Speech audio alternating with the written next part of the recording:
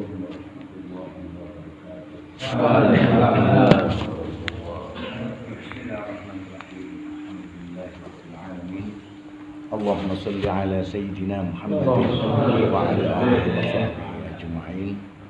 Alhamdulillah. Makalah 256 sampai 260 sampun diwaos kalih Ustaz Mustaqim kelawan syarah Al-Hikam. Sakmangke kula mencoba untuk mengulang kembali, mugi-mugi akan ditambah kefahaman dalam mempelajari ilmu Al-Hikam itu.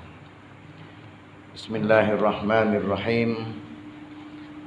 Laula mayadinun nufus ma tahaqqaqa sayrul sairin idla masafata bainaka wa bainahu tadwiha rihlatuka wala qad'ata bainaka wa bainahu hatta tamhuha waslatuka. Andaikan tidak ada lapangan perjuangan melawan hawa nafsu, pasti tidak dapat terbukti perjalanan orang-orang yang menuju kepada Allah Subhanahu wa ta'ala. Sebab memang tidak ada jarak antaramu dengan Allah untuk dijalani, ditempuh dengan kendaraan, dan juga tidak pernah putus antaramu dengan Allah sehingga dapat disambung oleh hubungan. Maqalah 256 Syekh Ibnu Athaillah yang jelasaken umpamine Gusti Allah boten damel lapangan perjuangan untuk menuju kepada Allah, maka boten saged damel bukti bahwa seorang yang menuju kepada Allah itu ada perjalanan-perjalanan yang penuh dengan halangan. Dadose pengertiane kados ngeten. Gusti Allah niku ndamel lapangan perjuangan. Maksudnya kula sampean ini kalau ingin menuju kepada Allah penuh dengan usaha dan perjuangan. Niku perjalanan. Perjalanan singkat ngoten niku ndudukno bukti bahwa benar-benar orang yang menuju kepada Allah itu membutuhkan satu perjuangan agar sampai kepada Allah. Padahal terus Syekh Ibnu Athaillah, Gusti Allah ambek kula sampeyan iki ana batese. Ola apa kok ana perjalanan. Ngoten. Kemudian lan Gusti Allah kali kula panjenengan sedaya niki mboten terpisah. Tetap ada hubungan, bukan berarti terpisah tadi itu karena menyatu, bukan. Tapi tetap berhubungan. Mboten saged pisah. Tetap sama jadi Gusti Allah. Lah keterangan iki ada dua keterangan sing saged kula terangaken. Yang dimaksud dengan lapangan perjuangan niku mengaten, sungguhnya Allah Subhanahu wa ta'ala menciptakan kita setelah sempurna, nafsin wa ma sawwaha. Lek wis Gusti Allah iku sudah menyempurnakan demi jiwa yang telah disempurnakan, fa alhamaha fujuraha wa taqwaha. Allah mengilhamkan pada jiwa itu kebaikan dan keburukan. Penafsir atau mufassirin itu mengartikan sing dimaksud ilham keburukan inggih menika hawa nafsu.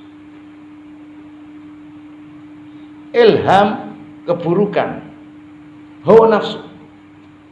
Karena hawa nafsu itu selalu mengarah kepada keburukan. Innan nafsa la ammaratu bis. Saat temene nafsu itu selalu mendorong mengarah kepada keburukan. Kemudian takwa. Takwa di sini adalah ruh. Ruh selalu membisikkan, mengarah kepada kebaikan. Karena ruh itu suci. Maka tidak ada ruh yang mengarah, mengajak kepada keburukan. Pasti selalu mengajak kepada ketakwaan. Sehingga di sini ada yang namanya akal, tempat kesadaran. Yang mana di situ akan bergejolak, akan selalu perang yang namanya nafsu dan malaikat atau kebaikan. Lapangan perjuangan ini kesadaran akal yang menentukan pilihan. Ngetut sing ndi? Ngoten. Ngetut nafsu ya melo ngetut no ajakan kebaikan akan jadi baik. Maka kesadaran akal itulah menjadikan satu perjuangan untuk memilih atau menetapkan dalam jalan yang benar, melawan hawa. Jenenge perjuangan itu pasti ada perlawanan. Ono sing dilang, nek gak ana sing dilawan dan itu perjuangan. Dengan sungguh-sungguhnya orang yang ingin sampai kepada Allah harus melemahkan, menundukkan yang namanya hawa nafsu, maka itu sebagai bukti bahwa orang itu benar-benar ingin sampai dekat kepada Allah. Terus kemudian maksud dari makalah ini yang pertama. Kemudian yang kedua, yang dimaksud makalah ini, mumpun sampai pulau sampean mengatakan seakan-akan dengan perjuangan dan perjalanan ingin sampai kepada Allah ini seakan-akan Allah ini jauh. Tidak.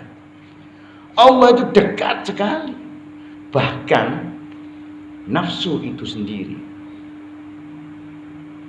yang katanya kita jadikan itu satu penghalang untuk sampai kepada Allah, sesungguhnya nafsu itu sendiri sudah menunjukkan di situ adanya kekuasaan, keilmuan dan iradah Allah. Sing nyiptakaken nafsu sinten? Allah. Sing nguripnaken sinten? Apa-apa sing ketok. Lek orang arif dia tidak lihat nafsunya tapi malah nampak kekuasaan Allah. Maka tidak ada batas. Krono saing cedhek sing jarene wong awam atau orang salik yang baru belajar meyakini bahwa nafsu iki jarene jadi penghalang. Maka dijadikan penghalang, kemudian menjadikan satu lapangan perjuangan perang sampai bisa menundukkan hawa nafsu. Padahal secara hakikatnya sesungguhnya nafsu itu tidak bisa menghijab antara kita dan Allah, dikarenakan nafsu itu sendiri ciptaan Allah. Ketika ada ciptaan Allah, di situ nampak jelas yang namanya kekuasaan Allah. Paham ya? Makanya bahasa ini membingungkan, seakan-akan mari ngomong ya napa bahwa untuk membuktikan perjalanan orang-orang yang menuju kepada Allah, maka dibuatlah satu perjuangan melawan hawa nafsu. Kemudian sebab memang tidak ada jarak antaramu dengan Allah, kan bingung. Iya kan? Ternyata maknanya seperti ini. Jadi nafsu itu selalu mendorong kepada keburukan. Sedangkan ruh itu selalu mengarah kepada kebaikan.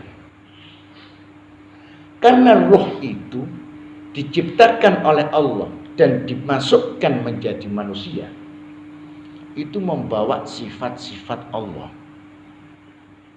Sifat apa mawon? Semua sifat yang ada dalam Asmaul Husna.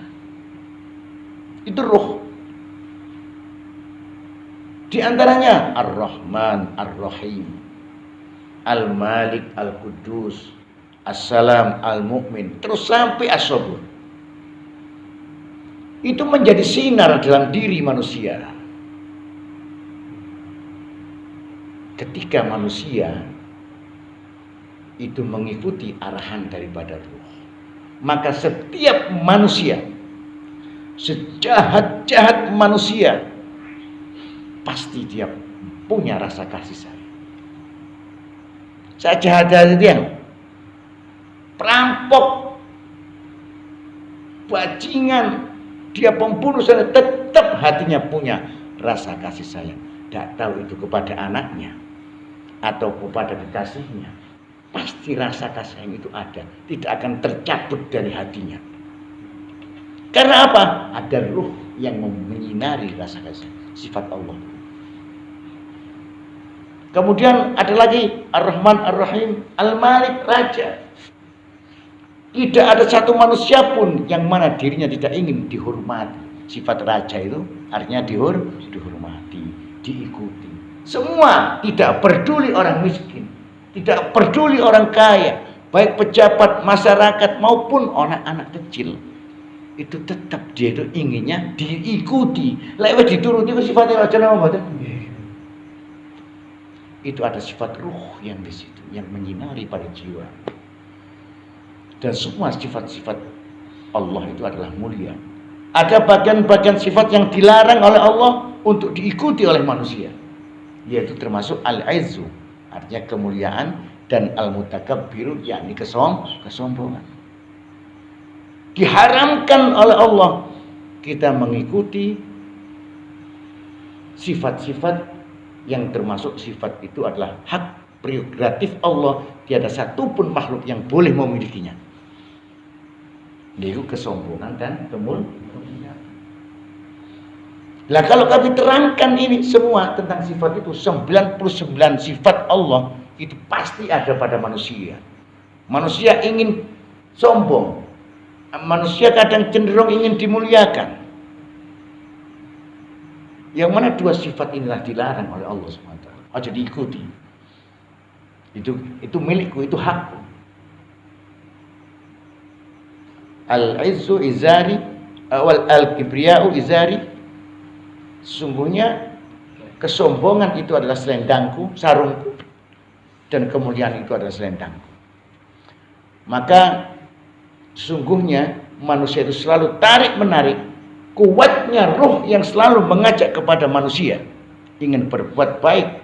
Bisikan-bisikan kebaikan yang keluar itu karena bersihnya hati yang menerima bisikan itu.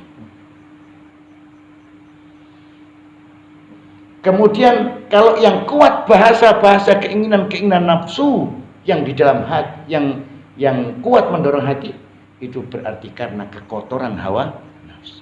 Kekotoran hati. Jadi penentunya hati. Le hati ini bersih, yang ada keyakinan kepada Allah Subhanahu wa ta'ala, bersih dari pengaruh-pengaruh yang lain kecuali Allah. Maka suara-suara yang baik itu lebih didengar oleh hati daripada suara keburukan. Tapi kalau hati ini rusuh, maka suara hawa nafsu, ajakan hawa nafsu lebih diikuti, lebih mempengaruhi hati daripada suara kebaikan. Maka untuk orang-orang yang ingin sampai kepada Allah, memerlukan satu lapangan perjuangan, menata hatinya, menolak daripada ajakan bisikan hawa nafsu, mendengarkan kebaikan-kebaikan yang akhirnya membawa sampai kepada Allah Subhanahu wa ta'ala. Dan jangan sekali-kali mempunyai satu pemikiran bahwa Allah itu ada jarak dengan kita. Mulai ada satu kalimat perjalanan agar sampai kepada Allah. Perjalanan di sini bukan berarti menunjukkan antara kita dan Allah jauh, tidak. Dan ini Syekh Ibnu Athaillah. Bahkan kita tidak pernah terputus karena kita selalu diawasi, selalu diatur. Bahkan peredaran darah kita Allah yang ngatur. Sel-sel yang hidup dalam tubuh kita Allah yang ngatur. Nafsu kita bergerak turunnya semua Allah yang ngatur. Mana mungkin Allah ada jarak dengan kita sehingga perlu ditempuh dengan perjalanan atau satu perbuatan yang menghubungkan kita kepada Allah Subhanahu wa ta'ala. Kemudian makalah selanjutnya, ja'alaka fil alimil mutawassiti baina mulkihi wa malakutihi liyu'limaka jalalata qadrika baina makhluqatihi wa annaka jauharatun tantawi 'alaika asdafu mukawwanatih.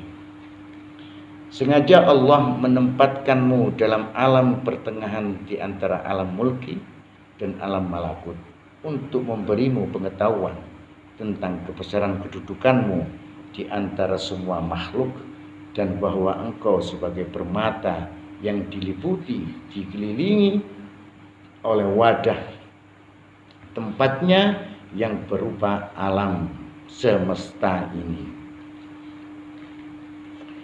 Makalah 257, Syekh Ibnu Athaillah menjelaskan bahwa dari keterangan ini sesungguhnya Allah Subhanahu wa taala dalam penciptaan semua makhluknya, maka manusialah yang diciptakan oleh Allah yang terbaik dan yang paling sempurna. Kemudian di situ digambarkan bahwa kita ditaruh tengah-tengah alam, antara alamul mulki, alam nyata, alam bumi, dan alam langit, yang mana semua ciptaan Allah yang ada itu untuk manusia. Bahkan malaikat diciptakan itu untuk manusia. Untuk manusia, untuk memberikan rezeki, ya, untuk mencabut nyawa kita. Semuanya untuk manusia. Bahkan surga dan neraka pun disediakan untuk manusia. Maka sesungguhnya manusia ini bagaikan mutiara, dikelilingi satu alam yang mana di tengah-tengahnya ini adalah manusia. Artinya sungguh sangat dimuliakan manusia ini oleh Allah Subhanahu wa taala. Semua ini untuk manusia. Semua yang ada di alam semesta ini untuk manusia. Bahkan malaikat pun untuk manusia. Caranya bagaimana? Tundukkan diri kita kepada Allah, maka semua akan tunduk kepada kita. Maksudnya ngono. Zaman iki wis dadekno makhluk kabeh ana bintang, ana tengah-tengah sampeyan iki bumi iki, Pak. Ana tengah-tengah. Iki ndudukno ndudukno kemuliaan sebagai manungsa. Lho kabeh lho, manfaatnya kanggo manungsa nang mboten. Jelas kan? Tapi apa gak tunduk nang manungsa? Maksudnya di sini, kamu sudah saya tetapkan inni ja'ilun fil ardi khalifah. Kon tak dadekno nang bumi sebagai pemimpin, rojo. Tapi mengapa mereka enggak tunduk sama kamu? Maksudnya tunduk nang ini Allah, maka semua akan aku tundukkan kepadamu. Karena apa itu statusnya wis predikatnya paling mulia. Lho apa on gitu lho saged mawon lek diceritani zaman-zaman biyen tambah petuk kabeh. Kaya Sunan Kalijaga nggih sing tata didadekno jaga. Wis macem-macem. Kok bisa nurut? Kok iso gelem? Kaya Rasulullah sallallahu alaihi wasallam iso mbelah bu. Iso nyelowiti hur. Diketek kan ya kan, ketek ndonga Kanjeng Nabi. Nek diketek iku sampean wis nek ya. Ndonga Kanjeng Nabi. Diceluk erini awa kurma. Jebol oyot iki mlaku. Ana ngarepe Kanjeng Nabi padha tunduk nih, sujud. Lho kok iso nurut lu kabeh Kanjeng Nabi? Apa Kanjeng Nabi? Karena Rasulullah tunduk kepada Allah, kemudian semuanya ditundukkan oleh Allah Subhanahu wa taala. Paham Mas Dene? Kemudian makalah selanjutnya, innama wasi'akal kaunu min haitsu jisman niyatika walam yasa'ka min haitsu subuti ruhaniyatika. Sesungguhnya alam dapat mencukupimu hanya dari sudut jasmanimu semata, tapi tidak memuaskanmu dalam hal kerohanianmu. Makalah 258 Surah Syekh Ibnu Athaillah, sak temene alam nyata, maksudnya alam bumi atau alam semesta ini niku saged mencukupi kebutuhane jasmani. Jasmani iki diciptakno kali Gusti Allah teko berbagai macam sari tanah.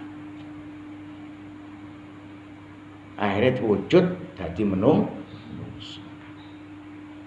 Kebutuhan kita adalah ya tanah itu sendiri.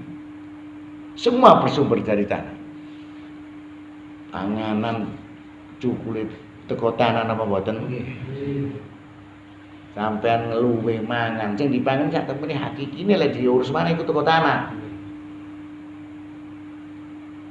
Itu bisa mencukupi kebutuhan jasmani toh. Tapi rohani kita mboten saged dicukupi dengan dunia itu sendiri. Mun saged, sik sakniki kula tak. Kaya kula sampean sumpek.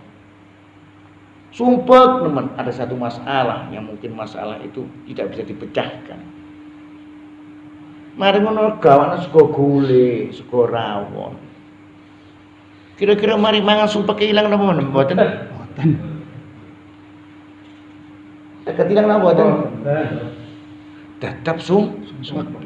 Maka jelas bahwa alam ini hanya bisa mencukupi jasmani, jasad ini. Roh ini bisa dicukupi oleh Allah Subhanahu wa ta'ala. Sampai sumpek dikira sego sapi, ono rawon, gulon ini, tetap sumpek napa.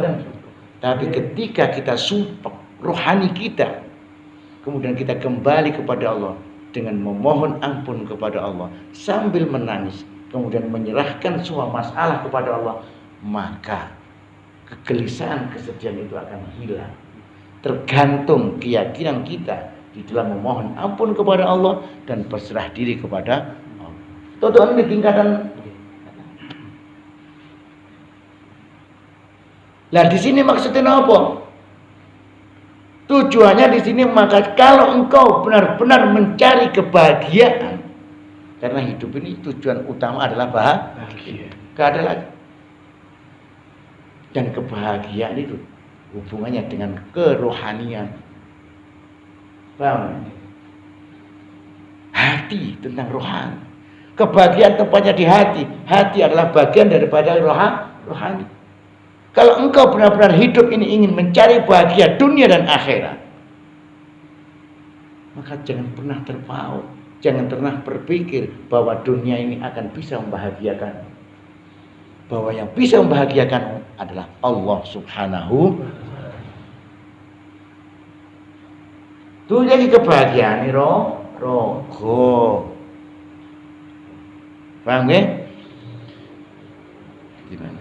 Kemudian makalah selanjutnya, al-kainu fil kauni walam tuftah lahu mayadinul ghuyub masjunun fi muhitatihi wa mahsurun fi haikali dzatihi. Orang yang ada di alam dunia dan belum terbuka baginya lapangan ghaib, tetap terkurung dengan oleh syahwat dan adat kebiasaannya, dan terkepung oleh kepentingan-kepentingan kerangka badannya. Seorang terus Syekh Ibnu Athaillah lek atine pikirane sing gedubel ana ning dunya. Padahal hati ini bagian daripada rohani. Tapi sing ngoco ngadeg memperhatikan nanggane dunya atine lho. Maka mustahil dia akan terbuka hatinya, yaitu di lapangan ghaib. Tertutup, mustahil akan dibuka. Karena hatine lho nggih, lek awake kate kerja monggo. Atine kok melok-melok, pikiran kate mikir masalah penggawean monggo. Tapi atine jangan sampai mencintai daripada dunia itu. Lewat hati kita mencintai daripada dunia, pasti kini iki masih terbelenggu oleh yang namanya hawa nafsu dan kepentingan-kepentingan kerangka. Maksudnya ya nama, kalau sampai kata ini ketok nang alam ghaib gak iso. Krono moto atine sik kebuntel ambek sing jenenge hawa. Lah lek ati sik kebuntel ambek hawa nafsu, Moko pasti sing dipikir sing ditut niku kepentingan kerangka jasad.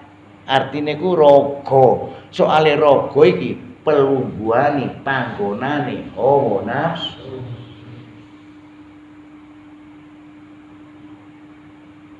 Dadi pengertiane ngeten.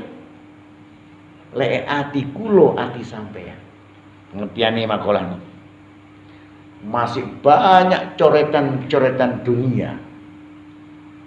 Maka hati kita akan terbelenggu oleh yang namanya hawa nafsu. Lek wis terbelenggu ambek hawa nafsu, pasti sing dipikiri, sing kepingin ditutno iku kanggo kepentingan raga atau kerong.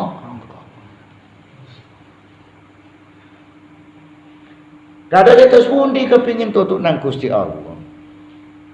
Percaya ono ati ini. Saya tidak mengatakan kita tidak boleh jangan mendekat dunia, tidak. Nyambut gawe yo, klumpukno dunya, atimu aja melok-melok. Ya apa cara? Maka apabila kita mampu, ini sekedar contoh syariat saja. Seandainya kita kerja, kemudian banyak hasilnya atau sedikit hasilnya, tapi dia masih mau memikirkan akhirat yang lebih diutamakan. Andai kata aku oleh hasil titik, iku ana munjuk bantuan. Ngene wae wis mari wis. Iku ana duit ya. Maka saya berikan. Karena aku mikir akhir. Iku termasuk atine gak terbelenggu oleh hawa nafsu karena cinta dunia. Cinta akhirat. Gak apa, sugi ya kan. Tapi jangan lupa akhirat harus lebih diutamakan. Berarti lek akhirat sing diutamakno masih sugi, mesti wong iki beramal. Yo bantu musala, membantu yatim, membantu rondo, membantu macam-macam. Intinya untuk kebaikan demi akhiratnya. Maka dunia dijadikan ad-dunya mazra'atul akhirah. Dunia iki gawe ladang akhirat. Ketanduran kanggo akhirat. Tapi kaya wong sing beramal. Misalnya bersedekah. Apapun yang dilakukan sedekah itu, yang penting dia melakukan sedekah itu ikhlas sesuai syariat. Maka sungguhnya misalkan dia memberikan harta benda, memberikan uang, membantu apapun kepada seorang, ngekei wong ngene atau sedekah nang langgar atau nang ngene nang dia, itu sama dengan dia menanam, tapi hasil dari tanaman itu untuk akhirat. Iku maknane ad-dunya mazra'atul. Kembali kepada makalah ini, artinya tadi bahwa lek ati kula ambek sampean, soalnya hubungan terkurung ini adalah hati. Apalagi yang mengurung syahwat. Maka hati apabila masih penuh dengan gambar dunia, soalnya dunia ini panganane nafsu, maka nafsu akan membelenggu hatimu. Akhir gak ketok barang-barang hoib iki gak dibuka ambek Gusti Allah. Krono atine tertutup oleh yang namanya hawa nafsu. Lan bakal awakmu dari Syekh Ibnu Athaillah, bakal awakmu iki sing diurusi kanggo kebutuhan jasad. Kebutuhan jasad ini dipikir. Kepingin pakaian sing apik. Kepingin duwe motor sing apik. Kepingin duwe omah sing apik. Kepingin mangan sing enak. Kepingin jabat. Pokoknya urusannya dunia. Kalau hati sudah terbelenggu oleh yang namanya hawa nafsu. Ibaratnya cara akal berpikirnya, lek kula terangaken waktu pengajian di safari niku bahwa iki raga iki kan kendaraan ya. Kendaraan kanggo ana Kendaraan kula sampean kabeh kanggo ana di bumi. Kendaraan ini adalah suatu alat untuk menyampaikan pada tujuan yang tertentu. Lewis tutu ditinggal apa gak kira-kira kendaraan? Sampean teko gedangan atau tebel ring. Numpak sepeda motor. Atau nggowok motor. Kanggone satu alat untuk menyampaikan kepada tujuan. Lewis tutu apa sampean mudhun teko motor atau sepeda motor atau sik tetep padahal kendaraan sing saiki sing sampean gawe awake iki iku sewanan. Maksudnya sewanan duduk bayar. Sing dimaksud sewanan iku ana waktu yang telah ditentu. Mbok 55 tahun. Mbok 100 tahun, mbok 70 tahun. Wis gak tak selangno. Wae balekno. Kira-kira sampean iki mang nggawa jasad apa ninggal jasad? Ninggal. Ora apa lek urip iki mang ngerti bahwa kendaraan jasad iki mang hanya untuk menyampaikan kita kepada tujuan. Kok sing dipikir, sing diboti, sing direksa kok kendaraan. Rusuh titik disepet. Rusuh titik disepet. Tapi sing duwe, sing numpaki kendaraan gak tau diurusi. Mangan ya gak diurusi, adus ya gak tau didusi. Padahal kendaraan itu akan ditinggal dan kita akan menghadap Allah tanpa kendaraan yang di bumi ini. Faham maksudnya? Nah kalau kita, hati kita terbelenggu oleh yang namanya syahwat, maka kok bakal kulo sampai sing dipikir kendaraan tok. Awak gak enak didik suntik. Kupu, tapi lek atine sing lara gak tau disuntikno. Enggak apa kan?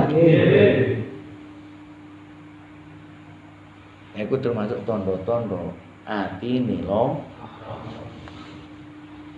Kemudian makalah yang terakhir. Anta ma'al aqwan ma lam tashhadil mukawwinat.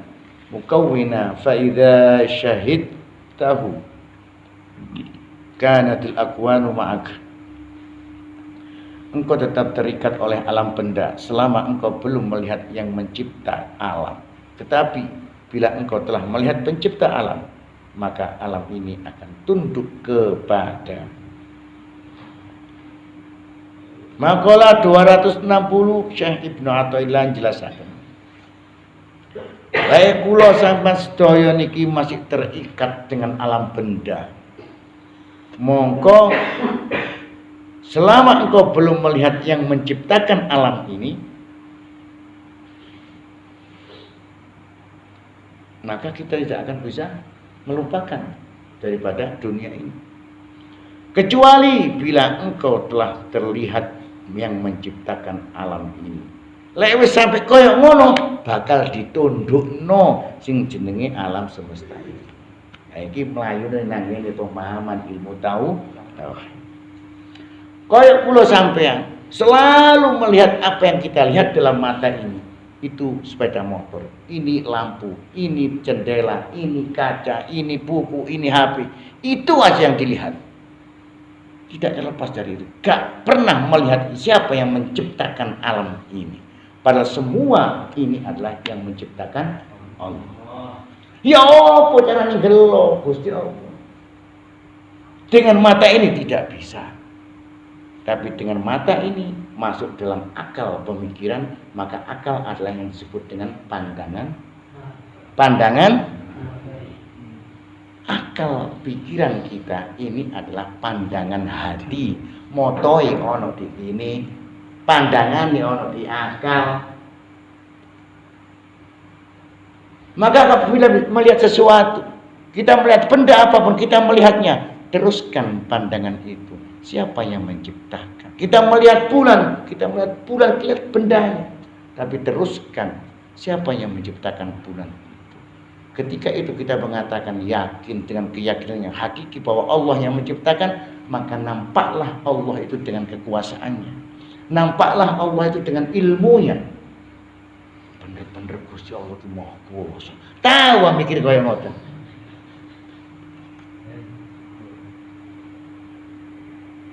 Maka lewat pandangan kita selalu seperti itu, maka Allah akan menentukan alam semesta ini untuk kita. Delok uwit-witan. Hati kita meyakini iki ciptaan Allah. Ketok kekuasaan Gusti Allah di uwit itu. Ketok apa maksud?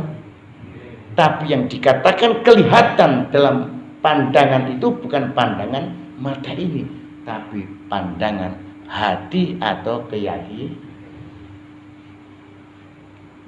Jadi wong wis pandangan setiap melihat makhluk itu pandangannya itu melihat Allah dalam arti kekuasaannya.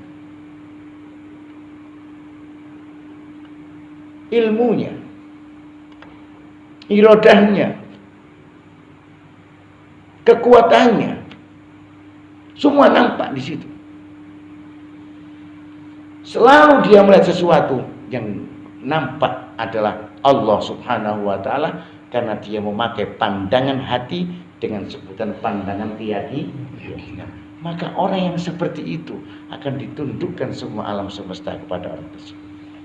Lalu kalau perlu sampean kan enggak, belum wedok ya ketok ayu. Iya. Ojo ngene terus dites. Terus kali dites ngono arep wedok tak delok erek nang ngene kono, santai. Mbok wong kathok-kathokan ae sembang kantok. Sih, aku ngangelok. Wah. Moto iki tetep pendelik atau moto iki tetep turu.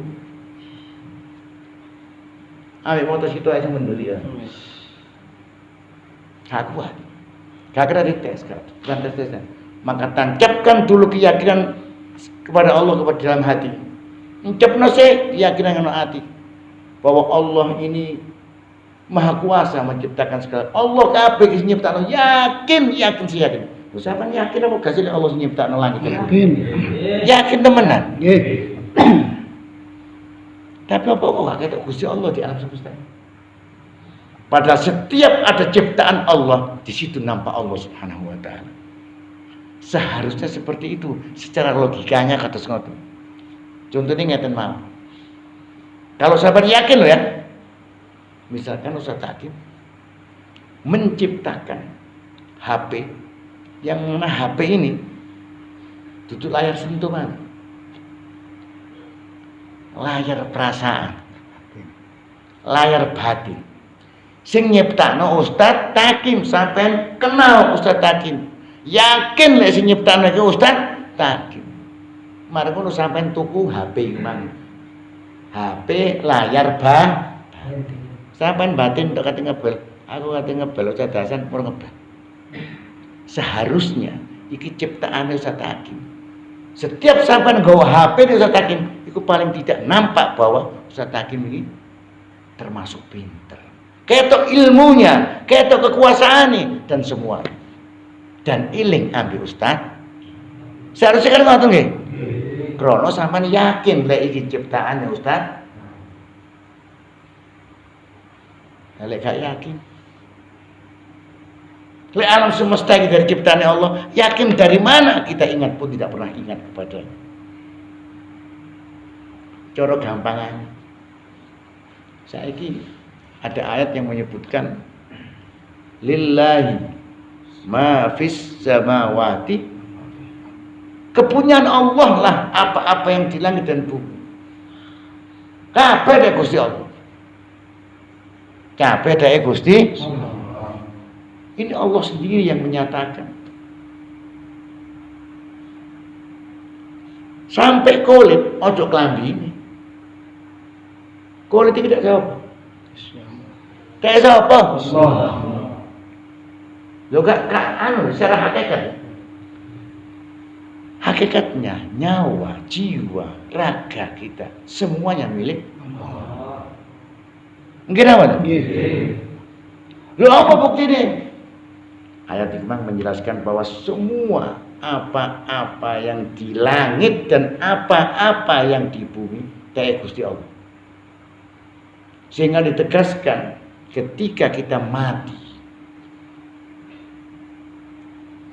disuruh mengucapkan inna lillah wa inna ilaihi, sungguhnya kami milik Allah dan akan kembali kepada, jelas ya, pengakuan itu disuruh mengucapkan berarti benar-benar roh kita juga milik, semua yang milik Allah. Tapi gak tahu eling Gusti napa, padahal iki contoh mau umpama kula niki nyelang klambine Ustaz Taki, saselang klambine Ustaz Taki,